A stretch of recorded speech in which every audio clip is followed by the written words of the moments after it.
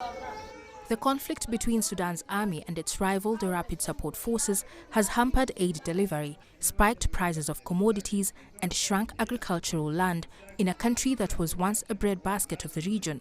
The result, 24.6 million people, half of the country's population, are facing serious food scarcity. This, according to the Integrated Food Security Phase Classification, a hunger monitoring system.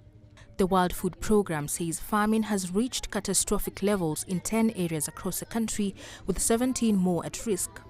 Areas that are experiencing the most extreme levels of hunger are in Darfur, Kordofan, Al Jazeera, and Khartoum.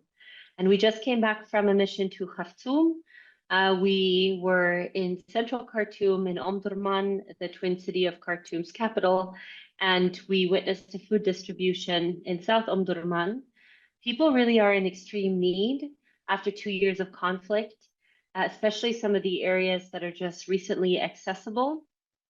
People need access to all kinds of basic services and basic items, including food. Aid experts say some people are now surviving on just one meal a day, and others are turning to wild plants in a scramble to survive, especially in North Darfur's Zamzam camp and El Fasher. One of the main reports that we've been receiving from before Zamzam and then also El Fasher is that people are eating leftover peanut waste. So in Arabic, it's called ombas, and it's basically what's left over after using peanuts to produce peanut oil. So it really is leftover food waste made out of peanut shells, which is usually used as animal fodder. And that's what those are the kind of extreme measures that people have been resorting to be able to survive.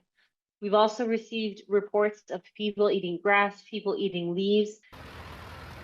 The World Food Programme says as of April, nearly 13 million people have been forced to flee their homes in search of safety. Of this, 8.6 million are internally displaced. The agency has been struggling to provide food aid to around 2 million people fleeing into already crowded refugee camps.